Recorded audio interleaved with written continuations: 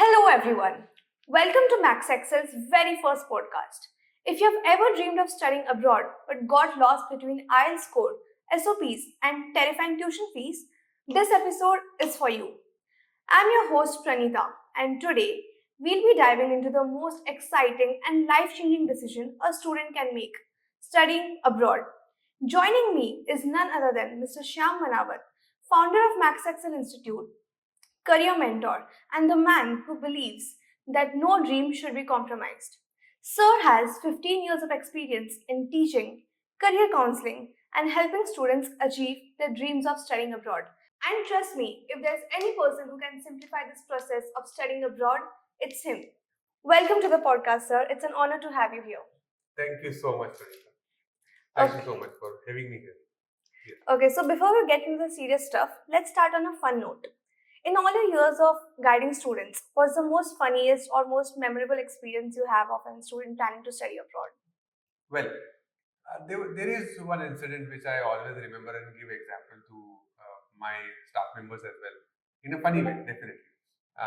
So there was a parent who came to my office to discuss career options or further studies options in medical um, in foreign countries. So I was asking them question that what is the budget you have, which countries are you looking for. They said that we are open to all countries and budget is not a concern and you can tell us the information. So I was all into the information, uh, giving them name of the universities, exams which they need to, which the student has to crack, and this discussion went on for a good 1.5 hours. During that, they were with one of one of the child, and the child was playing with the toy car. And sometime when father was asking some question to me or I was answering his question, he was just rolling car on his arms and then on desk, and then he was having all fun. The kid was having all fun, and I was fine with that. After a good 1.5 hours of discussion, when I asked them that for whom are you looking for this? I'm sure this is for your child, so for whom it is. So they said that, yeah, well, we are looking for my son who was in sixth standard that time. Oh my god. So I was very surprised. Like I had no expression on my face that after discussing of this important topic for a good 1.5 hours, I realized that it is for that small child who don't even know what is the difference in physics and chemistry at that time. So that was, quite a funny incident for me. Oh my god. Thank you for sharing this. Okay, so now let's talk about why studying abroad. What do you think are the top reasons students choose to study abroad? And particularly, so many Indian students are aspiring to study abroad. Is it like better education, more opportunities, or they just want to escape their relatives? Oh well, it is all of them. But majority of the students I get, so we get students who are really looking forward to study a quality education and some options which they find it very difficult to get in India. One of the example is if you look for clinical psychology. Now, if you search clinical psychology and the institute offering clinical psychology in India, the number of institutes are less. There is a good demand. If you see suddenly you will see a rise in giving importance to mental health in our society. In that particular field, going for psychology, for the studies in psychology is very important. It's going to get student a good opportunity.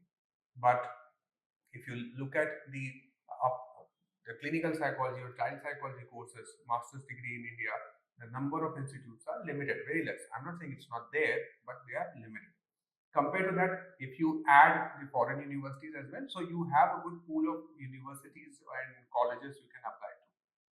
That's where a student find it easy, and they get plenty options. So they apply to. So this is one of the example. And the other reason is some for to get into top colleges, top engineering colleges or management colleges. There's a lot of competition in India. A good number of students are answering the exam and going through that pressure of competition. At the same time, students can also look for these foreign universities as one of the option, maybe say target option or backup option. But the competition is less, and they get chance to study in equally high ranked universities, high ranked colleges like IITs, NITs, or IIMs out there. And sometimes the ranking is even better than what they can get in India. So that is also one of the reasons. And exploring culture. So if you look at some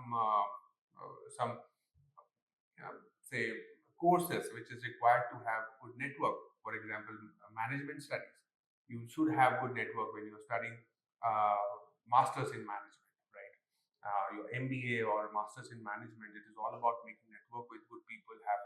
Um, I have different opinion on this topic or subject. It helps you to grow. It helps you to think from different directions. One more thing is research opportunity. If you see, India is still, we are still developing the system of having a research-based education, whereas this type of education is quite known and old in foreign countries. So research opportunities, they focus a lot on research. That's why they have more research and development happening in certain universities. And yes, escaping from relatives and family is also that also become A reason great for some option. students. Yes. Yeah. Okay, so now in today's time, we have so many options available. So, how do you think students should decide which country is the best fit for them? Okay, so I look at this as, I mean, let's not only talk about the foreign universities. Let's talk about globally ranked universities, high ranked universities. Now, I believe, and when I give career counseling, I believe that if you find the intersection, if you plot the Venn diagram, and if you find the intersection of these 4 points, there is very high chance for you to be successful. One is your aptitude, like which subjects are you good at. Then your attitude.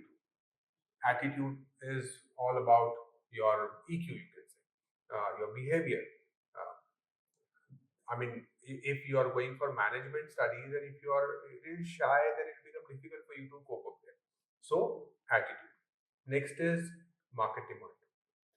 If you are going for a certain course which you are good at that particular subject and you have attitude for it, but there is no market demand, then also it is questionable. Next is your interest.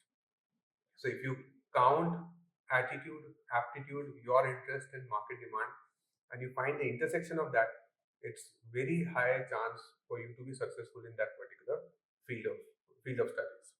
So that's what I suggest students to choose by using this criteria.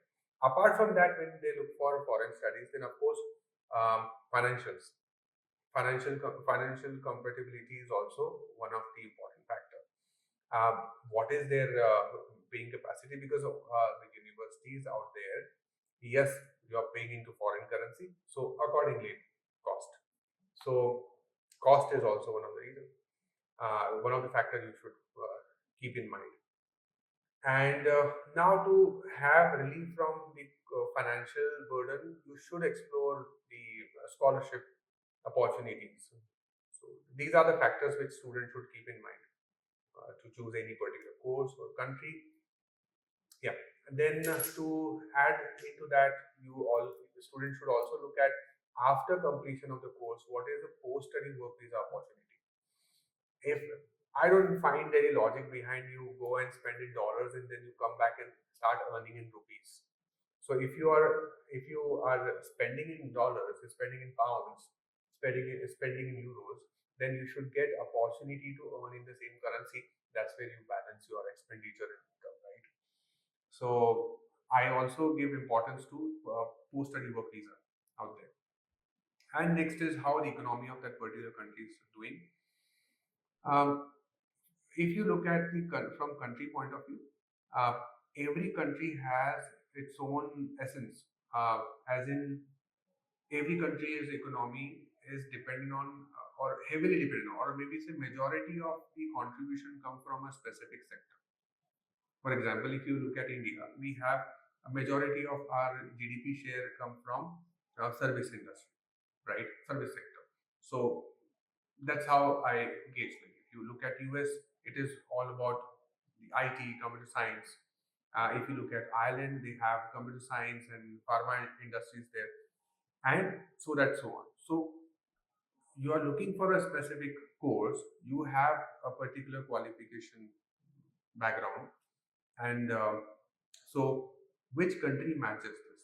Which country has a good demand of this kind of skills? So that's what I feel, that these are the factors. If students keep note of this, they can understand, mark the point, make a table, and see which country is beneficial.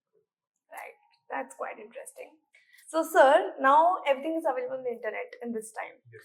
But still, for someone who's just starting, what's the very first step in the application process?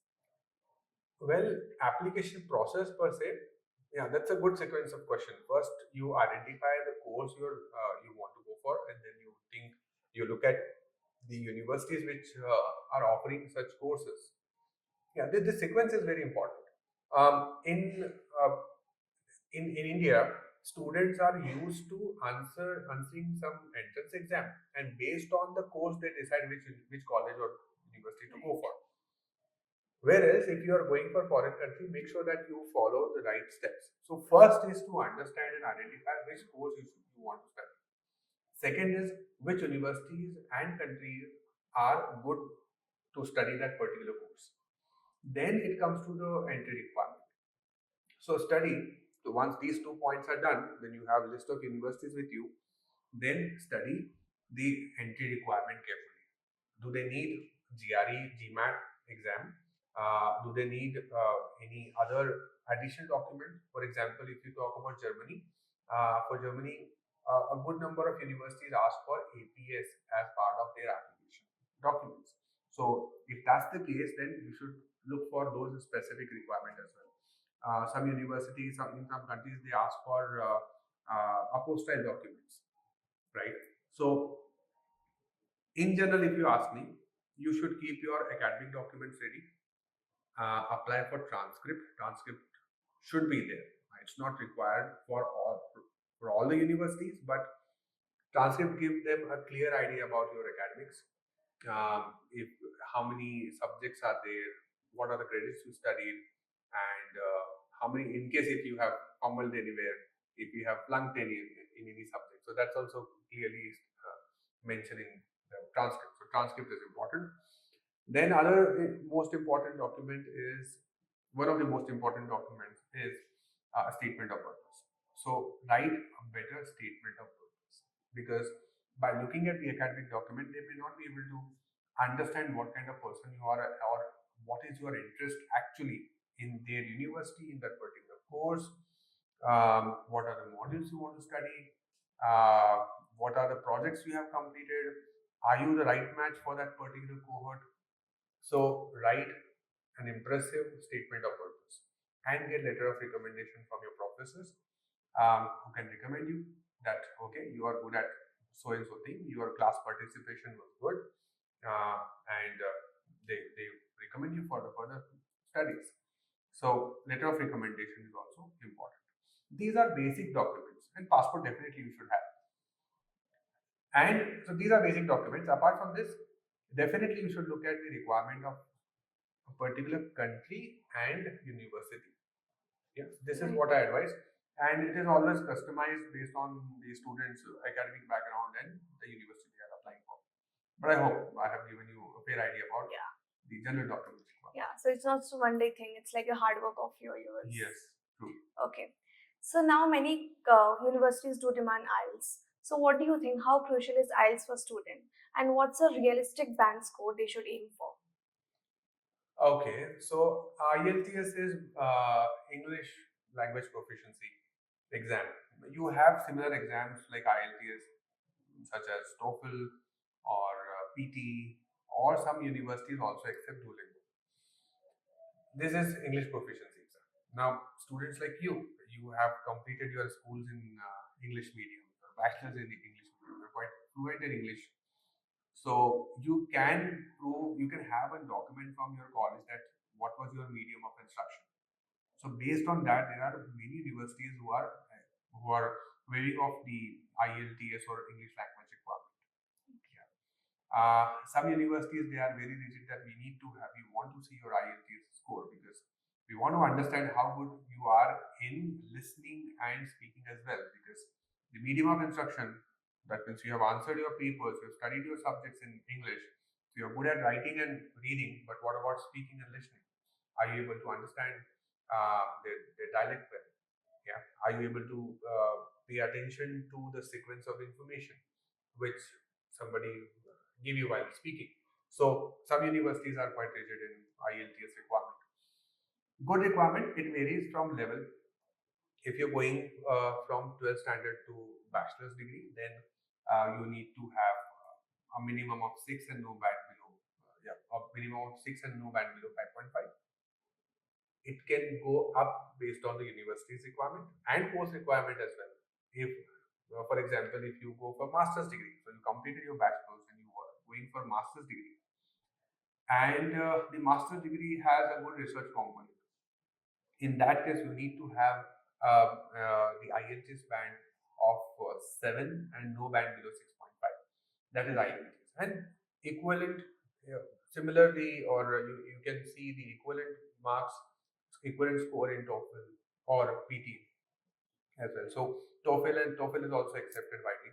I don't see that student have to answer only IELTS. So TOEFL is also one of the scoring exam. Okay, thank you. And my next question is something which stops many students from dreaming about studying abroad: money. It's a very big hurdle for many students. True. So, what options do you think they have to fund their education abroad? There are a good number of scholarships available. I will be very clear, fair, and a little blunt on this question, because many students feel that they can rely 100% on the scholarship. That's the wrong way of planning your financials. We had students who got 100% scholarship for tuition fee as well as living expenses. So we had such students in. I have counseled, and we had converted such student in university, top ranked universities. But the percentage of number of students is less. Yeah. So when you're planning your financials, make sure that you keep scholarship aside and see if you can afford to study, even if you don't have any financial aid. Even if you don't have any sponsorship, or if you sponsorship as in the government sponsorship or scholarship by the universities. That is step one. So have clear idea about it. Now it comes to having scholarship. So I also feel that every penny count, each penny count. So apply for scholarships. There are a good number of scholarships available. Different countries have different offering. The government has different offering. If you look at Ireland, Ireland has scholarship offered by Irish government. Germany has government scholarship. UK has two scholarship: Commonwealth scholarship and Sherman scholarship. So in every country, you will find some scholarship options. On top of it, even universities are offering some scholarship. So you need to look at the universities which are offering scholarship in your particular course of interest. For example, let's say if you apply to University of Leeds. Now, University of Leeds does not have any scholarship for mechanical students or civil engineering students, but they have scholarship for management students. So it's not, you should not only focus on which universities are giving scholarship, you should also do a deep research on which university is offering what scholarship, and that is applicable to which subject. Yeah. So which particular faculty of management, faculty of engineering, faculty of life science. So that also you should do good research on. Yeah. So first is government scholarship. You can do research on that and understand the terms and conditions of that as well. For example, if you go for Commonwealth scholarship, let's say. So they have a condition that after completion of your studies, you have to come back to your home country. So do you want to do that? If yes, then go ahead. Nowadays, you will find a lot of, I would say, half information about the scholarship on social media. And everywhere you will find these kind of reels and YouTube shorts where you will see that somebody is saying that how to study free in that particular country. Nothing is free in this world. Yeah. There is no free lunch. Yeah, you need to have something to give back to them, right? In terms of being scholar, in terms of contributing to their economy or XYZ. So that is the reality. Right. So do you have any insider bonus tips on getting scholarship? Yes. So as the name says, a scholarship, you have to maintain that scholar CGPA percentage during your current qualification or previous qualification. Most of the scholarship, I would say 99% of the scholarships are based on the merit basis. So you need to maintain good CGPA, good percentage.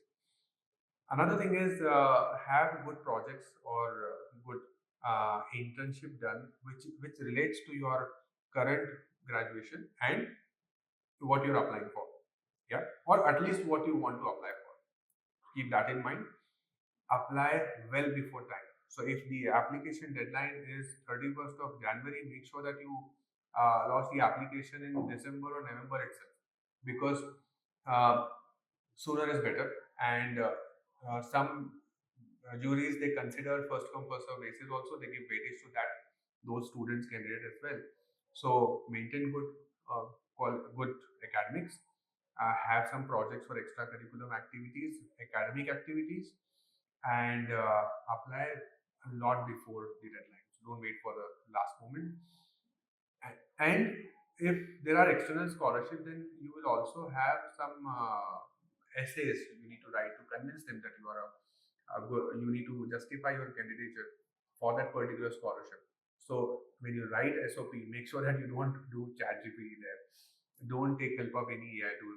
Make sure that you write naturally. If you need any professional help, then take professional help. Make sure that 300 words or 500 words which you write should be fantastic. So these are some points which students should keep in mind if they want to really get good scholarship. Right.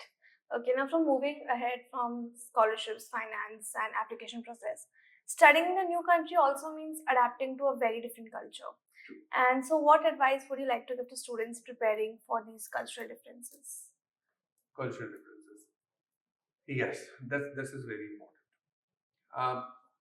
Again, with my experience, I can tell you, I have seen students who are really happy going to foreign land, and then they really enjoy it. They get part-time jobs, they get full-time jobs.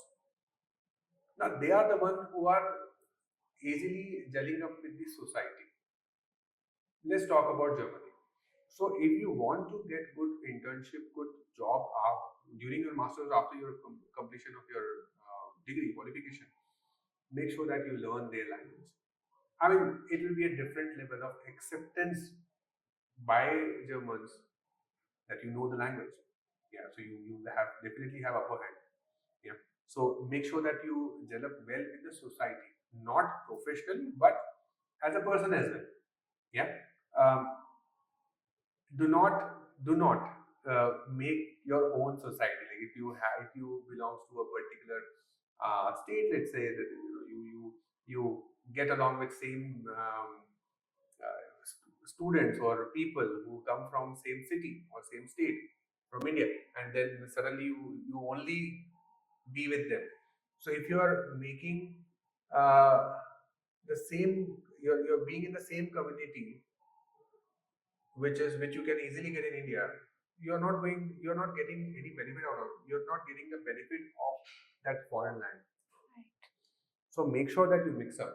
Make sure that you make network. Make sure that you be always in touch with the international department of your university. Make sure that you participate in different activities, and Yeah, and make friends from different continents, make friends of that particular foreign language. That will make your life much easier there.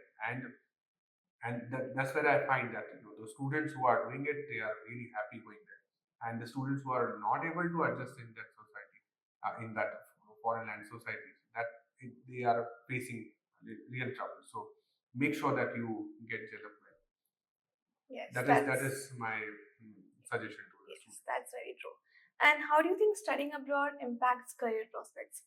Like in India, if you see, if a student is coming from abroad, so maybe many companies will accept him or her.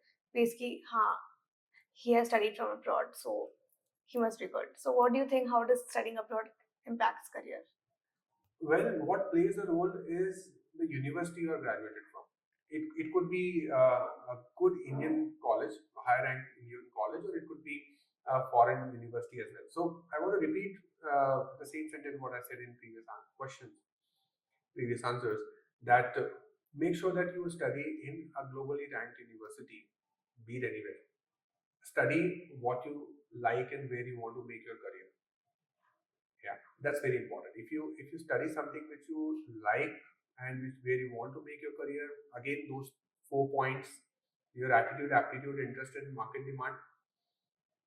On top of it, if it is good university where you get brilliant teachers, so university is ranked high not because it is old, because they have good professors, good research work happening there. So you will automatically evolve. So no matter whether you study, whether you continue your job abroad, or if you come to India, uh, you will always have a good chance.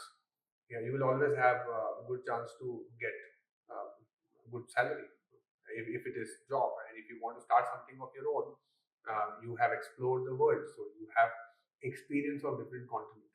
So that always add. Think about having your LinkedIn profile full with uh, people from different continents. You have friends from China, you have friends from UK, you have friends from Europe, Germany. I mean, in Europe you have Germany, France, Italy. So uh, your friends or connection from these places, your professor who come with different corporate experience, different teaching experience. So your profile or your connection, your network on LinkedIn will look very different compared to what any student who have studied in a particular location, maybe say a city, completed schooling there, bachelor's there, and even further studies in the same state maybe. So you will always find difference in the exposure. That matters a lot. As far as the companies are concerned, you see, companies are looking for skilled people. So for them, yes, to pass for you to pass through that scanning the CV and that round, that your CV is shortlisted for the next round or your profile is shortlisted for the next round. Yeah, so they will see that which university or which course have you studied, but you have to prove your skill during the interview. That's what I believe. So it's not that you have studied from a particular university and then you have red carpet welcome. Then okay, welcome, join a company. It never happens like that. Every company look for skilled employees. So that's what I believe. Right. Are there any common mistakes students make in this application process that they should be aware of studying abroad? Oh yes, they want to see the result very fast. That's something which I see that because of short attention time span, we have, that's all effect of social media, that they want to see the results fast. So in that process, quick process, they don't scan the documents properly, they don't read the entry requirement, they don't understand what are the deadlines. So at different stages I have found students are doing such mistakes during the application time. And before placing the application, if universities are charging any application fee, students, they just keep on applying. I feel that they should have a fixed budget. That I want to apply my application, during my application process. This is the money I can afford to spend, and during my qualification, my studies, this is the living expenses I can afford. to spend. So at the time of documentation, make sure that your documents are clean and neatly scanned. Make sure that you upload in the right section. Make sure your statement of purpose and are quality enough. And before starting the application, understand the deadline of the application. Do you have to send any hard copy of document to the university? Make sure that all those documents reach to the university before the deadline. So make sure that happens. And after your application, give them a good time to go through your profile, go through your application. Some universities, they already they mention in advance what is the turnaround time of the application. Okay, if the application is made before 1st of February, you can expect the result to come in month of March or 15th of March onwards or so and so. Don't chase them before that. Yeah, they don't find this nice. So make sure that you chase university only after the turnaround time, the TAT, what we call in this industry, the turnaround time is completed.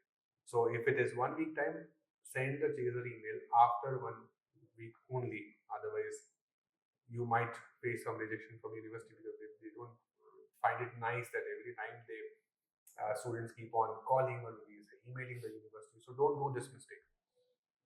Uh, yeah, these are some general things which I experience with students because it's for them it's always first experience, and for us it is it's every year's same operation, so it becomes hard for us to explain them that calculations. Right. Okay. So, how do you think studying abroad helps students build discipline in life? Oh, in so many ways. If you study in a different land, you have to reach out to people. There you are not ladla uh, ladla beta of house or Princess. princess to the house. That's not the case anymore. Every girl is princess of their own house and a prince of their own home. Every child. So when you go abroad, all of you are equal. You have to put effort to get out of the room, get your groceries, get your laundry done, get your assignment done on time, wake up on time. Your mom is not going to wake you up in the morning that okay you have already snoozed the alarm for 6 times, so now it's time for you to get up and go to school or college. So that these things automatically get the discipline attitude in candidate. And if you learn this fast, it's better for you because college, university are the places where you are giving them fees to teach. But once that phase pass and you are going to corporate, your boss is paying you to do a particular job. And of course, on behalf of that, you are also working for them. That's totally fine. But the equation changes. So be ready for that change. So I have seen that students who go abroad, they or maybe even if they change the state from say Goa to Karnataka or Karnataka to Maharashtra, they automatically get into that kind of discipline. And I always believe that one should get that experience. One should get that experience. It will get you in that discipline mode. Right. It's very important. Okay. So, we are done with our questions. Can we have a fun rapid fire round? Yeah, sure. Yes. Okay. So, what is your dream destination abroad? For tourism or for studies? Yeah, for tourism, anything you like. Your dream destination. For tourism, I like New Zealand. I like the environment there, the natural scenery, and then find the different landscapes. So I love that place. Okay. SOP or CV, which is tougher? SOP, anytime. You need to write about yourself in a story, in a way of story, where CV you have particular placement of your information. So SOP. Best time to apply for studying abroad? At least if you're talking about the university application, make sure that you apply at least 2 months before the deadline. If it is visa, make sure that you apply at least 3 months before your course start date. That will help you to be on time. Dorms or apartment? Apartment, if you again, it's about networking. So if you get people with different mindsets and different places, different countries, then you grow there. If that's available in apartment, then apartment, dorms also is fine. I mean, and secondly, yes, where can you save more money? Yeah. Scholarships or part-time jobs? Both. Apply for scholarship, each penny count. So apply for scholarship on time and do part-time job as well. Even if that part-time job, first try hard to get part-time job which is related to your qualification, your studies option there, field of study there. If not, then do, even if it is set pizza delivery job, do it. Yeah, you start understanding the value of money, the money which your parents are spending on you for education. So you start understanding the value of money. You start managing money well. IELTS or TOEFL? It's language proficiency. I can't give preference to anyone. I would say first see if university is accepting you with the medium of instruction without any language proficiency exam. You save money there. If not, then yes, whichever exam center is available in your city, closer to you, go for it. Okay. So before we wrap up, any final words of advice for students who are still unsure about studying abroad? Don't be scared. Open to challenges. Be open to explore, and look at the options available out there. See what do you want. Do you want to settle down there? Do you want to have good work profile after studying abroad? So just get out of the cocoon and explore the world. World is really beautiful. Okay. That was so insightful. Thank you so much, sir, for sharing your wisdom and experience with us. And to our listeners, if you're considering to study abroad, remember, your dreams should never be limited by your current situation. Take the leap, plan wisely, and make the most of the opportunities ahead. Don't forget to like, share, and subscribe to our channel for more insightful episodes. Follow Maxxcell for expert guidance on IELTS, MBA admissions, and studying abroad. Until next time, this is Pranita signing off. See you in the next episode.